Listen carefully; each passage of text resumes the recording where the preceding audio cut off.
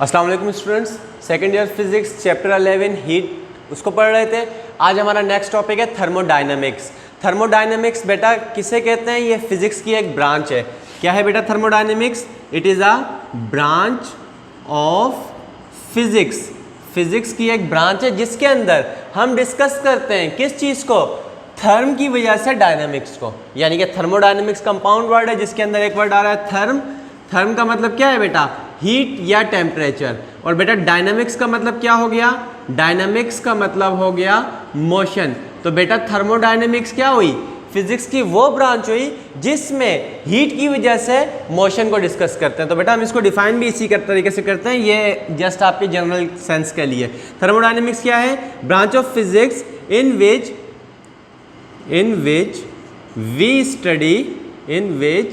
we study motion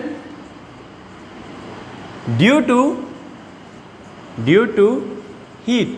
बेटा किसी भी सिस्टम के अंदर मोशन हो रही है, किसकी वजह से? हीट की वजह से। उसे हम क्या कहते हैं बेटा? फिजिक्स की उस ब्रांच को हम कहते हैं थर्मोडायनामिक्स। बेटा थर्मोडायनामिक्स के अंदर हम सिस्टम कंसिडर करते हैं। तो सिस्टम क्या होता है बेटा? सिस्टम आप जानते हैं, आपने पहले भी फर्स्ट ईयर में भी इसको पढ़ा होगा। सिस्टम क्या होता है? Anything which is under consideration. कोई भी चीज़ जो आपकी कंसिडरेशन में है, जिसे आप डिस्कस कर रहे हैं, जिस पर आप बात कर रहे हैं, जिसको आप मुताल्ला कर रहे हैं, उस चीज़ को आप क्या कह देंगे? सिस्टम कह देंगे। सिस्टम की डिफरेंट टाइप्स होती हैं। कौन कौन सी टाइप्स होती हैं सिस्टम की? एक होता है ओपन सिस्टम, एक होता है क्लोज्ड सिस्टम, एक होता है आइसोलेटेड सिस्टम। अब हमने कौन सा सिस्टम पढ़ना है? हमने थर्मोडायनेमिक सिस्टम पढ़ना है। बेटा थर्मोडायनेमिक सिस्टम किस तरह का होता है? आपके पास एक सिलेंडर है, उस सिलेंडर के ऊपर एक पिस्टन लगा हुआ है। This is called cylinder, this is called movable piston. बेटा ये जो पिस्टन है ये किस तरह का है? दिस इज मूवेबल पिस्टन, यानी फ्रिक्शनलेस मूवेबल पिस्टन है। जब ये इस तरीके से सिलेंडर में ऊपर नीचे मूव करेगा तो फ्रिक्शन नहीं होगी, और ये जब हीट करेंगे यहाँ से हम क्या कर सकते हैं बेटा? सिस्टम को हीट प्रोवाइड कर सकते हैं। यानी कि सिस्टम का बॉटम क्या हुआ?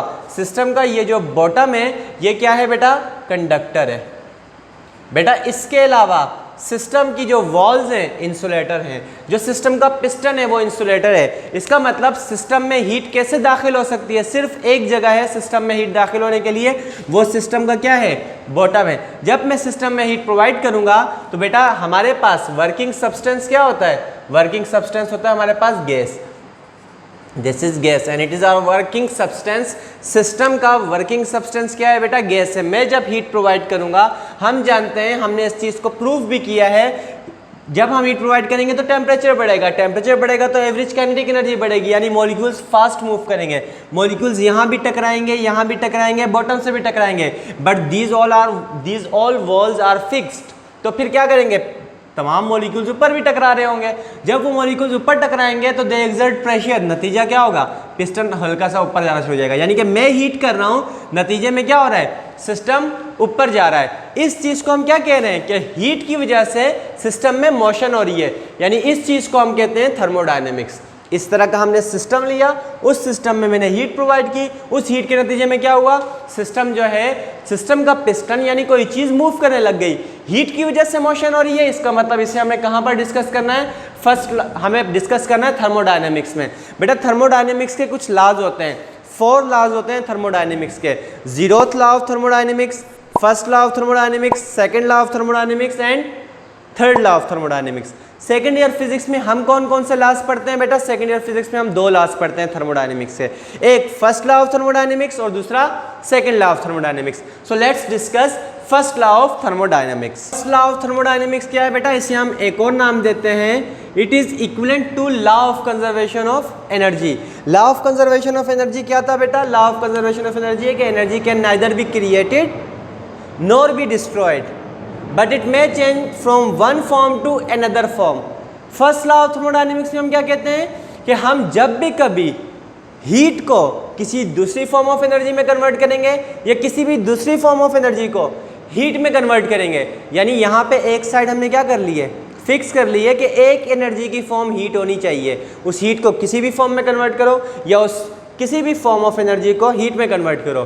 During that conversion total energy remains same. This is first law of thermodynamics. यानी during the conversion of heat during the conversion of heat into any other form of energy, या इसका उलट, यानी और vice versa, यानी any other form of energy into heat, heat से किसी भी फॉर्म में या किसी भी फॉर्म को हीट में कन्वर्ट करो। ड्यूरिंग दैट कन्वर्जन टोटल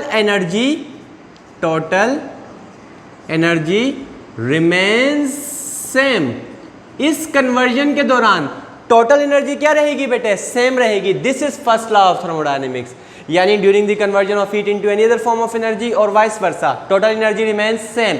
इसको बेटा मैथमेटिकली हम किस तरीके से डिफाइन करते हैं फर्स्ट लॉ ऑफ थर्मोडायनेमिक्स को? सबसे पहले तो हम कंसिडर कर लेते हैं कि हमारे पास एक सिस्टम है, थर्मोडायनेमिक सिस्टम। उस थर्मोडायनेमिक सिस्टम को हमने क्या किया बेटे, हीट प्रोवाइड की। जब भी मैं सिस्टम को हीट प्रोवाइड करूंगा अंदर मॉलिक्यूल्स क्या होंगे, फास्ट मूव करने लगेंगे, यानी इसका टेम्परेचर बढ़ जाएगा। बेटे जब भी टेम्परेचर बढ़ेगा क्या चीज़ बढ़ जाएगी, एवरेज काइनेटिक एनर्जी बढ़ जाएगी। बेटे अगर काइनेटिक एनर्जी बढ़ गई है इसका मतलब यह हुआ कि सिस्टम की टोटल एनर्जी क्या हो गई, बढ़ गई। यानी मैंने जैसे ही हीट प्रोवाइड की, सिस्टम की जो टोटल एनर्जी यानी इंटरनल एनर्जी है वो क्या हो जाएगी बेटे, इट विल बी इंक्रीज्ड। ये क्या हो जाएगी बेटे, डेल्टा यू क्या हो जाएगी, ये हो जाएगी इंक्रीज। उसके अलावा क्या होगा, जब मैं हीट प्रोवाइड करूंगा मॉलिक्यूल्स फास्ट मूव कर रहे हैं, यानी टेम्परेचर बढ़ गया, यानी काइनेटिक एनर्जी बढ़ गई है, तो नतीजा क्या होगा, पिस्टन क्या होगा, ऊपर मूव करने लग जाएगा। बेटे अगर पिस्टन ऊपर मूव करेगा तो इसका मतलब क्या है, पिस्टन सर्टेन वर्क डन कर रहा है। तो जो हीट मैंने प्रोवाइड की है during first law of thermodynamics को पढ़ने के लिए, जो हीट मैंने सिस्टम को प्रोवाइड की है उसने क्या क्या काम किया, एक तो इंटरनल एनर्जी बढ़ाई, दूसरा पिस्टन को थोड़ा ऊपर ले गया, तो यानी सर्टेन वर्क डन हुआ और क्या हो गया, इंटरनल एनर्जी इंक्रीज हो गई। बेटा इसी चीज को मैं मैथमेटिकली लिख देता हूं, mathematically heat provided to the system. ये मैथमेटिकल स्टेटमेंट है फर्स्ट लॉ ऑफ थर्मोडायनेमिक्स का, heat provided to the system increases internal energy and piston does some work। जो हीट प्रोवाइड की है, हीट प्रोवाइड को हम किससे शो करते हैं बेटा, डेल क्यू से। वो क्या क्या काम कर रही है, एक तो वो इंटरनल एनर्जी को इंक्रीज कर रही है, इंटरनल एनर्जी को हम यू से शो करते हैं, चूंकि हमारी हीट जो प्रोवाइड कर रहे हैं वो इंटरनल एनर्जी चेंज कर रही है, हमने डेल्टा यू कर दिया। उसके अलावा बेटा पिस्टन सर्टेन वर्क डन कर रहा है, वर्क डन को हमने डेल्टा डब्ल्यू से शो कर दिया। तो डेल क्यू बराबर हो गया del U plus del W के। बेटा this is first law of thermodynamics in mathematical form.